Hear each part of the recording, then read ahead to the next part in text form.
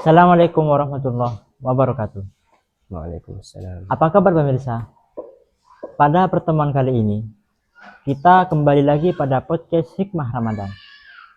Yang mana tema kali ini adalah membahas tentang bagaimana kita mempelajari jejak ulama terdahulu dalam menapaki hari-hari di bulan Ramadan.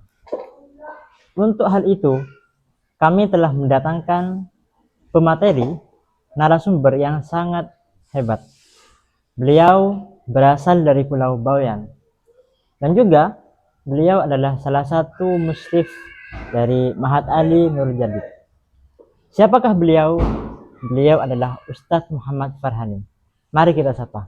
Assalamualaikum Ustadz. Waalaikumsalam warahmatullahi. Apa kabar untuk Ustadz? Alhamdulillah baik Mas Yazid. Alhamdulillah.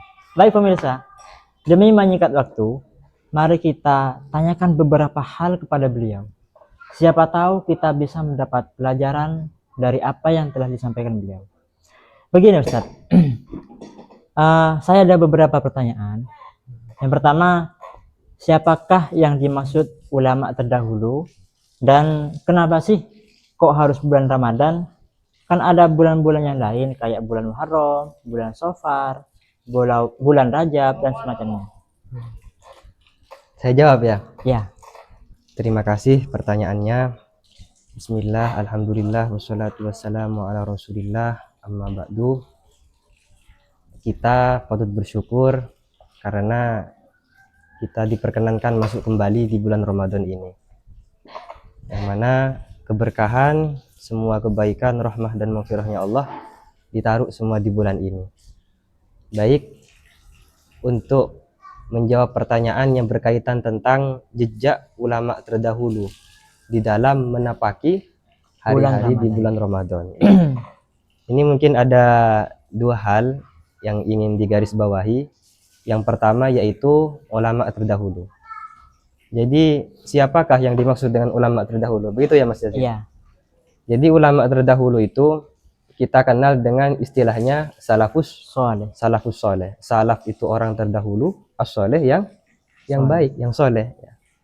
Jadi ini selaras ya dengan apa yang didawahkan Rasulullah ini di dalam Sahih Bukhari dan Muslim ada ya.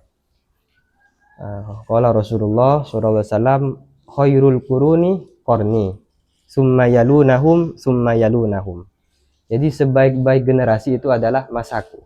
Berarti kalau masanya Rasulullah adalah masa sahabat. Kemudian yang kedua, summa yalunahum, setelahnya sahabat. Muridnya sahabat siapa? Tabi'in, ya. Jadi kemudian yang ketiga, summa yalunahum, muridnya tabi'in. Disebut tabi'in. Jadi tiga generasi ini, ya, ini ulama menyebutnya dengan salafus soleh. Seperti itu. Tapi mengapa kita jadikan jejak salafus soleh sebagai patokan? Kan bisa langsung mengaca kepada Quran, langsung mengaca kepada hadis, kan bisa. Secara kapasitas kita, kita sangat tidak layak untuk langsung ke Al-Quran dan hadis. Kita butuh sanad yang menyambungkan kepada beliau-beliau. Kalau pertanyaannya kenapa harus ikut para salafus soleh? Ya karena beliau-beliau ini kan masa generasinya dekat dengan Rasulullah. Iya. Sehingga secara akal pemahaman dan keadaan hariannya beliau itu selaras dengan Rasulullah SAW. Sehingga kita jadikan kepribadian dan kesehariannya beliau itu sebagai patokan. Kalau untuk pertanyaan apa yang kedua, kenapa kok mesti bulan Ramadan ya? Iya. Kenapa kok mesti bulan Ramadan? Ya karena ya Ramadan itu istimewa. Ramadan istimewa. Bukan menafikan bulan-bulan yang lain itu tidak utama ya. Iya. Karena ada 4 bulan yang dimuliakan itu Asyurul Hurum. Itu bulan apa saja? Iya. Muharram ya. Kemudian Rajab.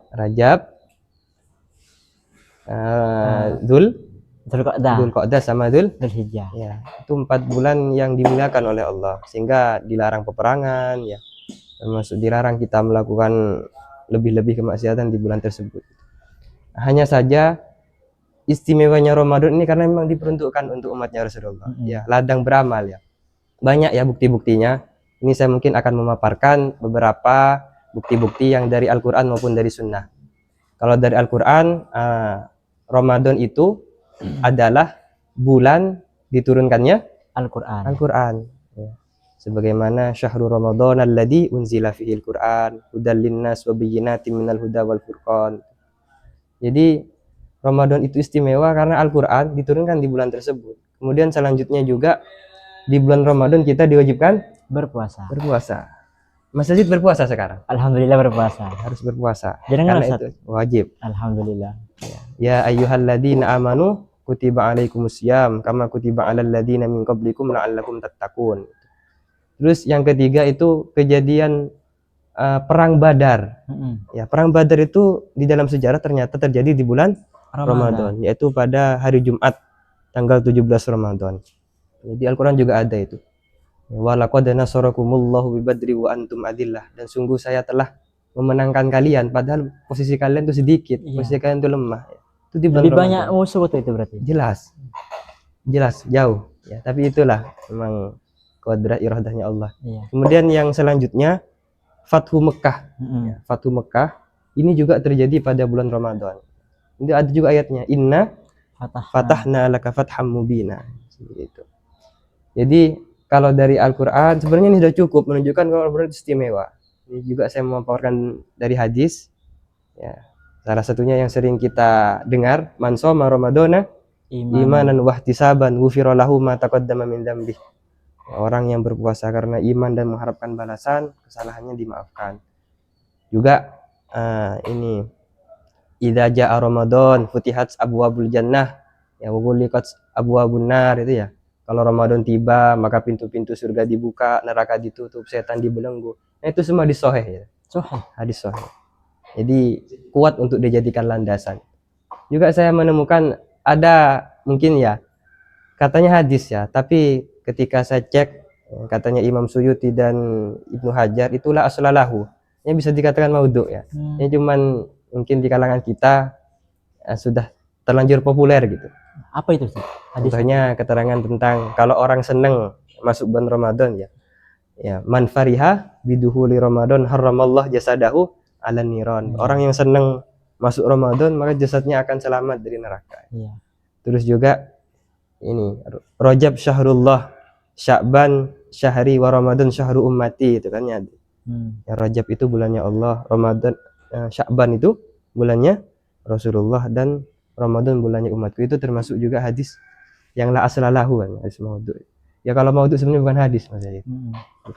Tapi ada unek-unek bagi saya, Tat. Iya. Bolehkah mengamalkan hadis dhaif?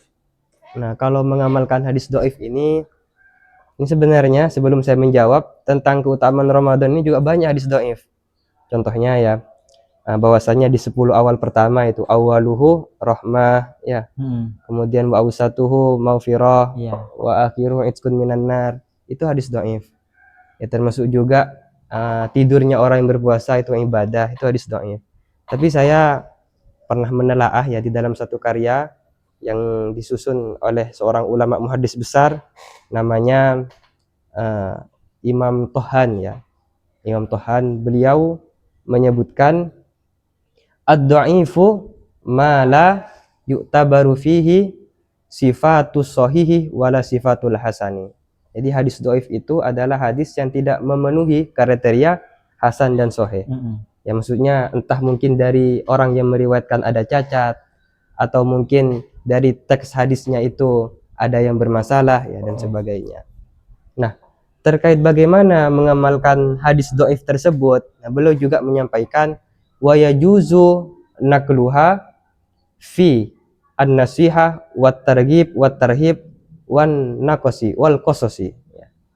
Jadi boleh meriwayatkan hadis dhaif itu di dalam konteks memberikan nasihat, memotivasi, atau memberikan peringatan, ataupun cerita-cerita, kisah-kisah.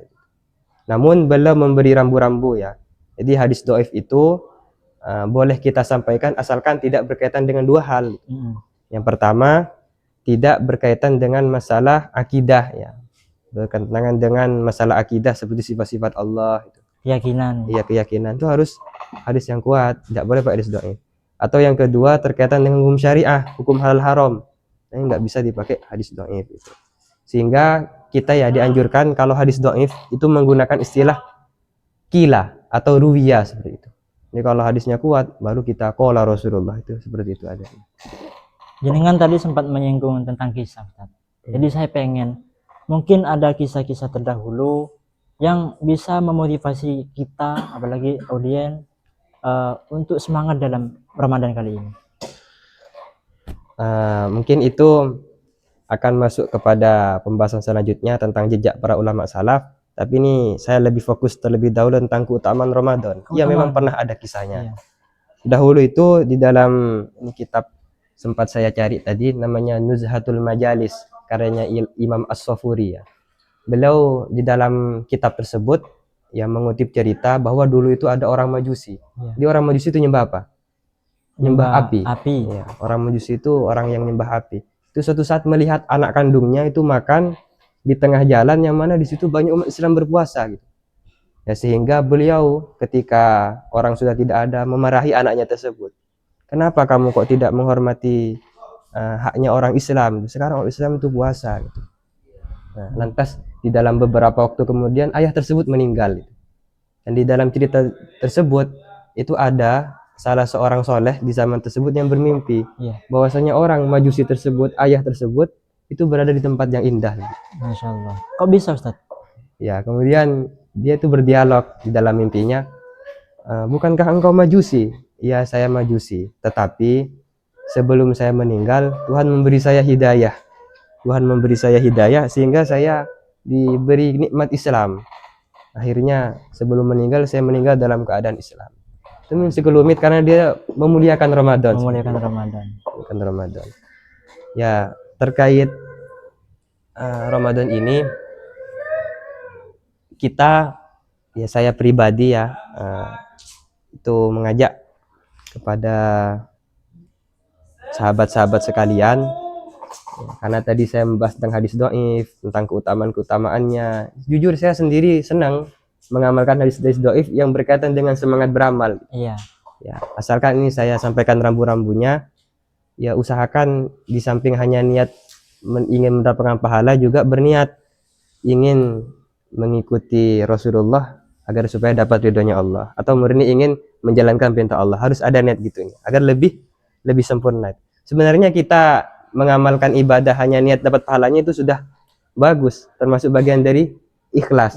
Cuman ikhlas tingkat bawah gitu. Ya. Jadi mari kita semangat di bulan Ramadan ini mengamalkan semua keutamaan ya, niatkan untuk supaya dapatkan ridhonya Allah. Masya Allah. Begitu pemirsa, dari penjelasan beliau bisa kita ambil beberapa hikmah yang insya Allah semoga dapat kita amalkan dalam kehidupan sehari-hari. Mungkin dari segmen kali ini, podcast Hikmah Ramadan kali ini, kami cukupkan sampai di sini dulu. Kurang lebihnya, wassalamualaikum warahmatullahi wabarakatuh.